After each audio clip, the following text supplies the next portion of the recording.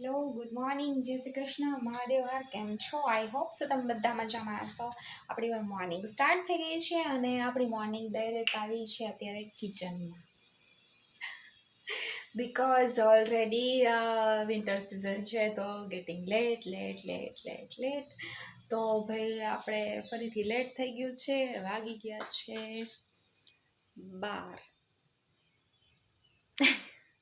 કાલની જેમ as it is તો આપણે ઓલરેડી શાક થઈ ગયું છે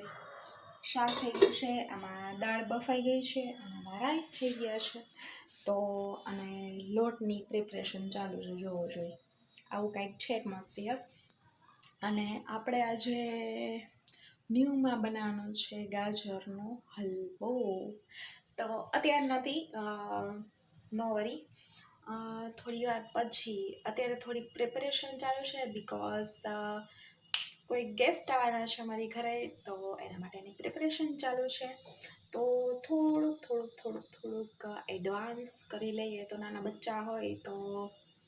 વાંધો ન આવે બિકોઝ કાલે સેટરડે છે ને સેટરડે નક્ષભાઈને રજા હોય છે તો મને કાંઈ કામ કરવા દેશે નહીં એટલે હું થોડુંક પ્રિપરેશન એડવાન્સમાં જો હંમેશા આવતી હોઉં છું તો ચાલો ફટાફટ આપણે લોટ બાંધી લઈએ અને ફટાફટ તૈયારી કરી લઈએ મળીએ થોડી વાર બ્રેક પછી હેલો ફ્રેન્ડ્સ તો ઇવનિંગનો ટાઈમ થઈ ગયો છે અને આપણે રસોડામાં ફરીથી આવી ગયા છીએ ક્રિશાબેન માટે આપણે દૂધ રોટલી ક્રશ કરીને રાખ્યું છે હેલો ફ્રેન્ડ્સ તો ફાઇનલી ઇવનિંગનો ટાઈમ થઈ ગયો છે અને આપણે આવી ગયા છીએ કિચનમાં તો હેલ્પ કરે છે ને અહીંયા નક્ષ અહીંયા રડે છે જો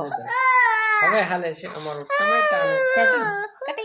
કટિંગ ચાલે છે અને ઈ બી મશીનમાં જેનો ઓર્ડર મળ્યો છે અને નક્ષ અહીંયા રડવાનું કામ કરે છે આપણે કરવાનું છે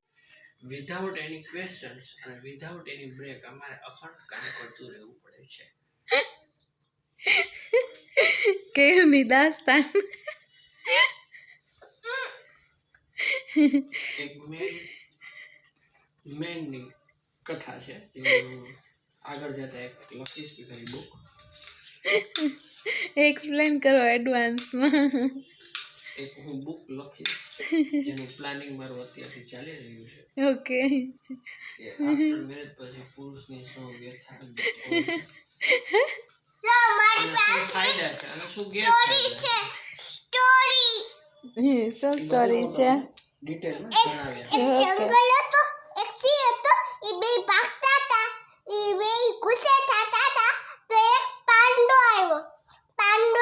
આમ જોઈએ તો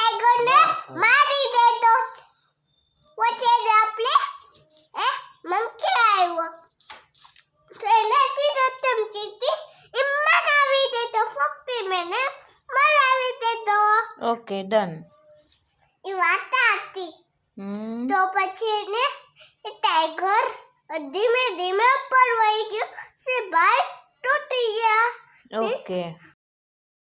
આપણે સરસ મજાનો હલવો બનાવીને રેડી રાખી દીધો છે જો ભાઈ કર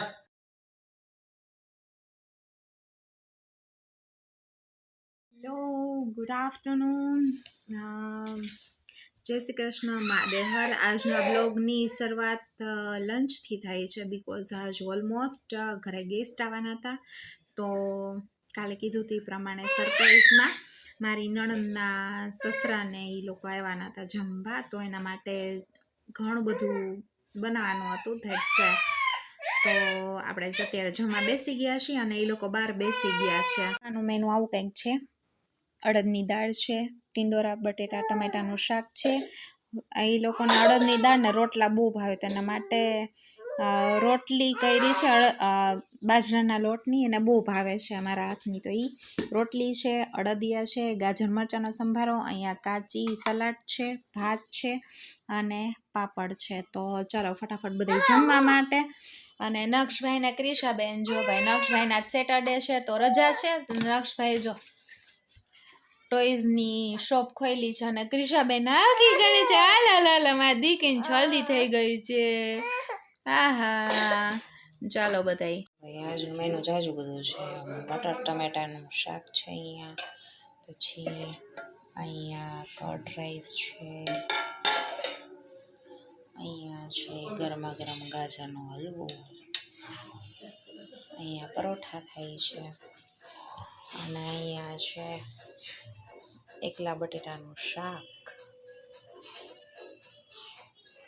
આપણે બનાવ્યું તો એ જોવા ધમધમાટ તો ચાલો બધા જમવા માટે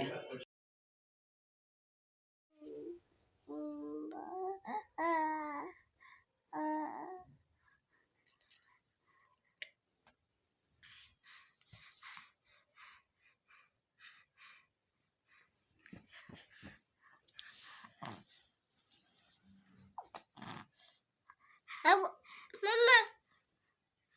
અત્યારે તમે આ શું કરો આ શું કરો ગુડ મોર્નિંગ જામનગર એવું કયો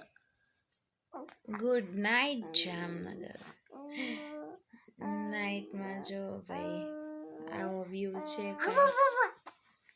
નક્ષભાઈ ક્રિશાબેનને રમાડે છે ક્રિશાબેન નક્ષબેન જોઈને હસે છે જો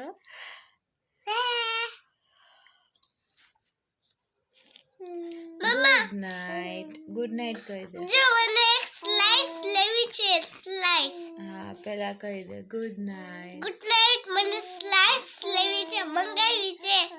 ઓકે ડન માં બેગી એ બ્લુ કલરની છે ડન આમાં બ્લુ કલરની છે ક્રિશા જો નક્ષની ડર ખેંચે ગુડ નાઇટ કહે નક્ષભાઈ ગુડ નાઇટ પાપા ને કયો ગુડ નાઇટ પાપા ગુડ નાઇટ પાપા ગુડ નાઇટ કયો ગુડ નાઇટ ગુડ નાઇટ તમે